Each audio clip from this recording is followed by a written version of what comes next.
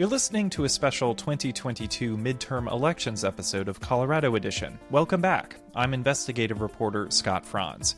It's Friday, October 21st, and Colorado is busy deciding who will lead the state as governor. University of Colorado regent Heidi Ganahl is challenging incumbent Jared Polis. I spoke with both of them about their plans for everything from improving the air we breathe to boosting the state's economy. But before we hear from them, let's talk about some of the issues voters will be deciding on Election Day. Ballots for the November election are hitting mailboxes this week, and there's lots at stake. Coloradans are deciding who will represent them in Congress and at the State House. There are also 11 statewide questions that could affect everything from how much people pay in taxes to where they can buy wine. To unpack some of the more complex ballot issues, I spoke with KUNC Morning Edition host Nicole Robinson-Carroll earlier this week. So let's start with one of the most controversial topics on the ballot. There are 3 questions all related to alcohol. So what would they do? I'll start with the one that is generating the most debate, and that's this effort to let liquor store owners open an unlimited number of locations. Right now, they're limited to just 3 under state law, and this is a question that's generating some of the most spending in the entire election. This is also pitting small liquor shops against bigger ones. I talked to Matt Dinsmore. He owns a specialty liquor store in Fort Collins. He told me that allowing the bigger chains to open unlimited number of locations could eventually put him out of business. They basically come in, predatory price, and drive everybody out of business, and then there is no competition. On the other hand, there are other shops who say they need this change to level the playing field when grocery stores get the green light to sell liquor themselves in the coming years. And so the other 2 questions deal with how we can buy alcohol. So tell us more about those. Right. Well, one would allow grocery stores to start selling wine. This is something other states already allow. But liquor store owners here oppose this because they think it will hurt their business. The final question would allow companies like DoorDash and Instacart to start delivering booze directly to people's houses. All right. Several of the other questions deal with taxes. Proposition 121 would lower the income tax rate for the second time in 3 years, and a lot of voters are probably wondering what this would mean for them. Yeah, in a nutshell, not too much unless you make more than $300,000 a year. The nonpartisan research arm at the state capitol tells us that 3/4 of residents here would see less than $63 in savings each year from it. That seems like such a small savings for most people. So how did this even end up on the ballot? Conservative groups point to record growth in state government and feel like, even this amount of relief actually has a big impact. From vices to taxes to back to vices, we are getting national attention in Colorado for a question about mushrooms. What can you tell us about that? This is a ballot question that aims to legalize psilocybin. Most people probably have heard it called by magic mushrooms. It's the hallucinogenic part of these mushrooms. And, there's a growing campaign to use this as a treatment for depression, anxiety. So what this would do is it would make it legal to cultivate these, but also use them in a supervised clinical setting. And again, this is just for adults.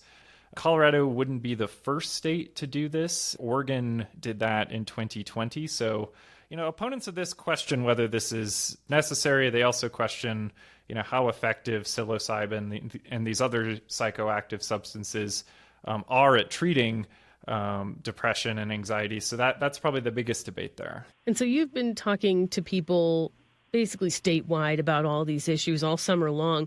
Which one do you think could be the most impactful for Coloradans? This question aiming to provide free lunches at school might be the most personal and impactful one. This is a program that started during the pandemic to help children whose families, couldn't afford to provide them a healthy meal at their school for lunch. And, supporters of this ballot measure say that with inflation and all the rising costs we're seeing, any family in the school district might need this help. But still, not everyone is on board with this. There are opponents who say that schools, they have a lot of pressing issues that need money as well, like keeping class sizes small and boosting teacher pay. And, they argue, is it the government's place to be providing, lunches at at school and paying for those. KUNC's Scott Franz will continue covering these issues for us through Election Day and in the days after. You can find all our election coverage at kunc.org. Thanks so much for being with us, Scott. My pleasure. There are several more ballot issues this November, but let's move on to one of the most heated races on the ballot. Republican Heidi Ganahl is hoping to replace incumbent Jared Polis in the governor's mansion. She says Polis is not doing enough to move the state forward. I talked to her about what she would do differently. Hello, Heidi. Thanks so much for taking the time today. Of course. Before we get into policy, I'd like to talk to you about your time on the campaign trail. What have you learned out there crisscrossing our state? Yeah, I've had an incredible time. I've visited all 64 counties almost twice now and been out on the campaign trail for about a year, a little over a year, and then been a regent for 6 years. So I've been on the trail for quite a while. And in the last year or two, people have really become anxious and upset and worried about the state's direction. And some issues that I didn't necessarily have on my forefront that are really important to people. I mean, they're important, but I didn't realize they would be the number one or two things I'm hearing about are mental health and then drugs, especially related to fentanyl. Those issues are something I hear all over the state, not just in Denver, but everywhere. You've set out on the campaign trail. Your family is personally affected by the state's housing crisis, with your daughter unable to find a place to rent affordably. You've also vowed to incentivize other than subsidize new affordable housing developments. How do you plan to do that? Yeah, my daughter's 27 and she's just getting out into life, starting her career, and it's very, very expensive right now to find a place to live, to pay for gas, to pay for heating bills, groceries, etc. So, we're in a position where we can help her out, we can have her stay with us, but a lot of young people don't have that opportunity, as well as our senior citizens are really suffering right now. And we have the highest inflation rate in the country at 15.6% here in Colorado. So what we can do on that front is provide a little bit more innovative approach to housing, figure out if there's ways to do community housing or, redevelop old malls, look at old retail centers, take a fresh perspective on zoning, and is the old zoning law of 10 to 15 years ago still appropriate for how we're dealing with housing now? And then look at other places around the country or the world where they're doing things in an innovative new way that we can bring to Colorado. I live actually in Lone Tree, and Lone Tree is doing some very cool things to address housing shortages and the cost of living that I think Mayor Millett should be applauded for. So I think finding those bright lights, bright spots, and applying them, trying them out, piloting them is the best way to do it, and then looking at how we can be innovative and relax some of the over-the-top regulations we're facing. A fourth of the cost of new building for residential in Colorado is regulatory right now. Many communities around Colorado are still rebuilding after devastating wildfires. In Boulder County, for example, officials are taking steps to require fire-resistant building materials in new home construction. Do you support a statewide policy changing building codes in wildfire-prone communities to lessen the risk of property damage? Actually, I used to live in Superior in Rock Creek, so I have many friends that lost their homes and are dealing with rebuilding. It's been onerous for them. I get the good intentions of going all in on green building codes, but that has dramatically risen the price to rebuild, and it's made it unaffordable for a lot of people, and the insurance companies aren't necessarily kicking in the amount of money they need. So first and foremost, we have to have compassion for those that lost their homes in the fire and help them rebuild however we can, as quickly as we can. It's taking a ridiculous amount of time to get through all the red tape. And also there's a lack and shortage of contractors, right? It's hard to find people right now that can actually do the work. So there are a lot of people really frustrated with how that played out. As far as a statewide building code, I believe in local control, and I'll support as much as I can doing that through local municipalities. But I also think there were opportunities where the governor or state leaders could have acted, like relieving the use tax on the folks rebuilding. They didn't do that. Governor Polis decided not to do that. There are things like that he could have done to ease the burden, which I would have done. Part of your wildfire prevention plan says the state should more aggressively manage forests. What does that look like? Well, I think the important thing is to listen to the experts, right? And the experts are saying we're not doing a good job right now. And part of the reason our fires are so catastrophic is because we're not cleaning out our forests, which a fourth of our standing trees are dead right now. that bodes towards big, expensive, catastrophic fires.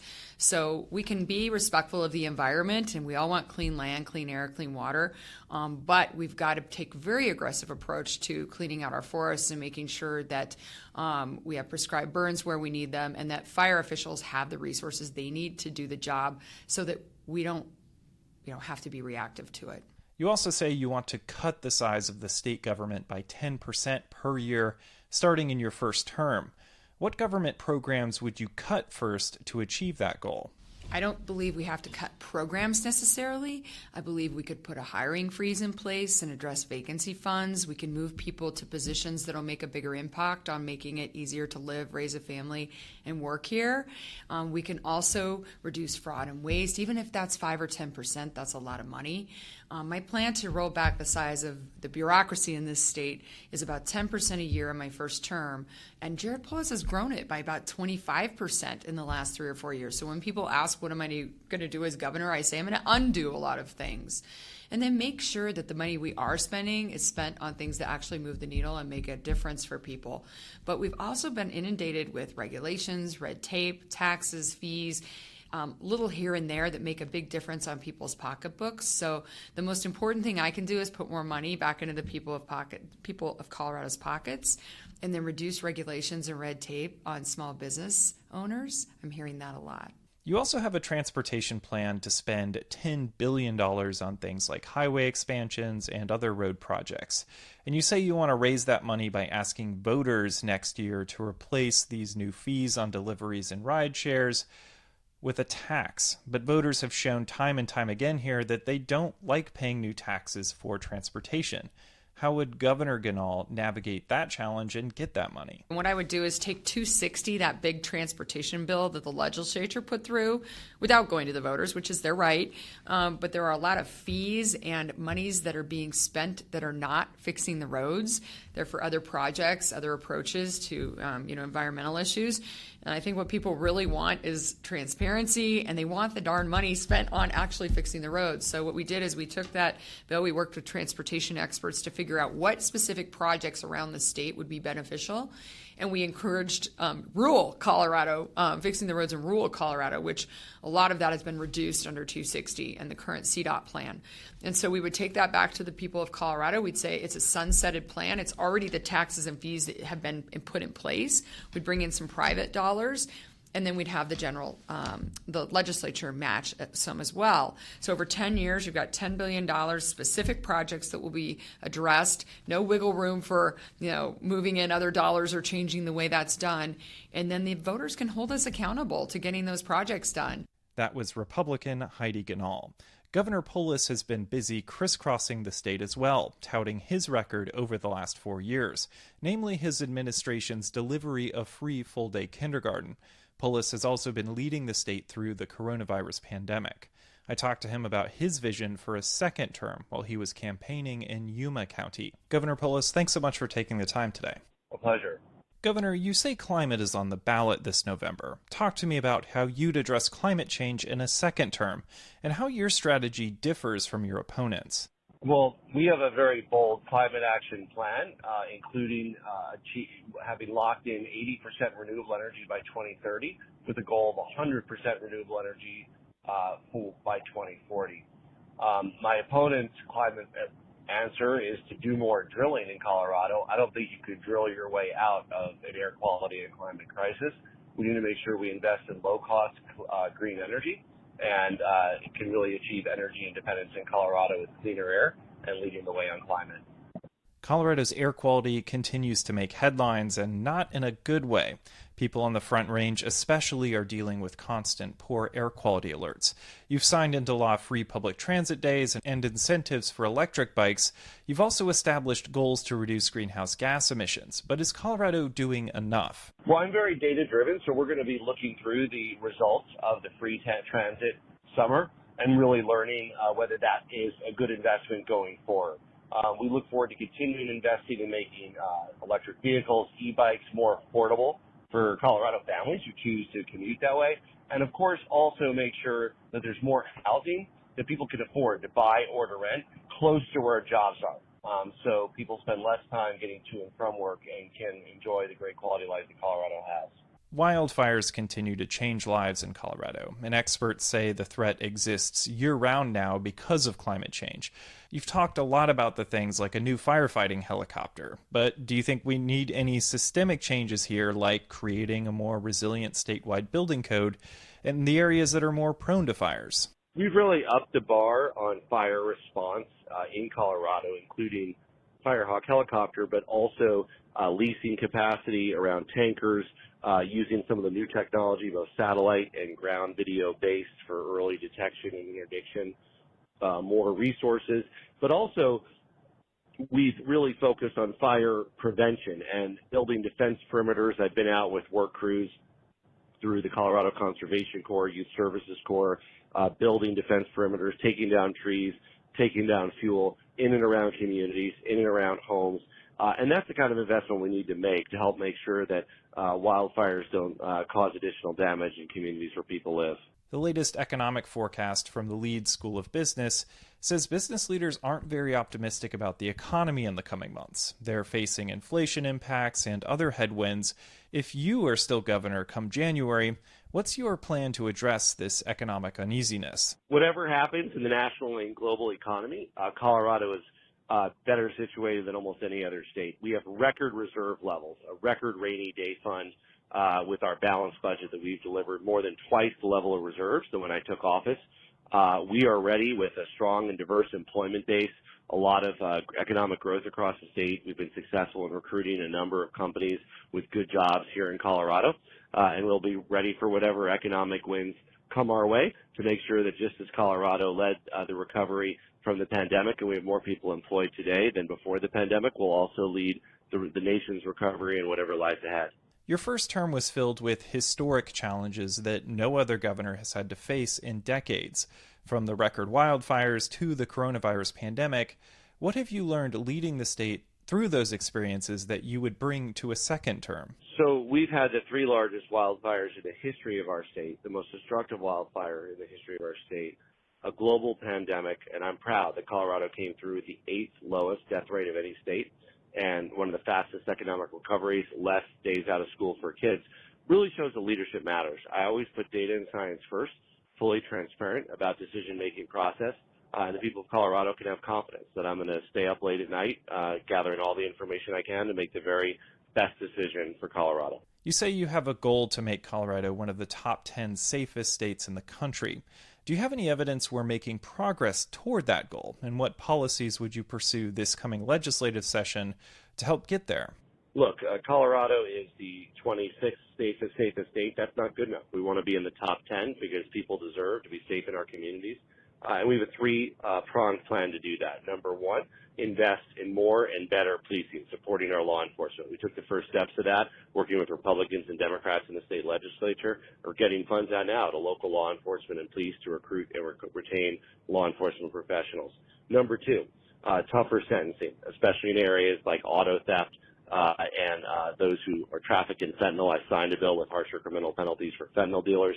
We're one of the first states in the country to create a new felony for pill presses, people that are putting fentanyl in with other drugs that are being marketed. And third, and probably most important, crime prevention. The best way to prevent crime is before it occurs in the first place. That means successful behavioral health interventions, working with people in need before they commit crime, youth diversion programs, reducing recidivism so people, when they get out of jail and serve their term, are less likely to recommit a crime. So it's a comprehensive strategy. We've already completed the first step with our bipartisan public safety package, which I just signed into law a few months ago. You know, every election brings the chance of power dynamics changing at the Capitol. Republicans, for example, are hoping to flip the state Senate. If that happens, what issues do you see the most opportunity to work with Republicans on?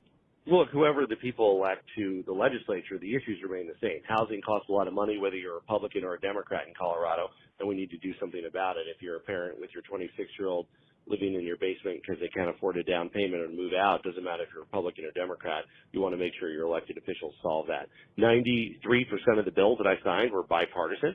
I fully expect to continue to get good ideas from the left, from the right, from Republicans, from Democrats to move Colorado forward, because I'll always do what's right for Colorado. What do you think is the biggest piece of unfinished business that you would want to address in a second term?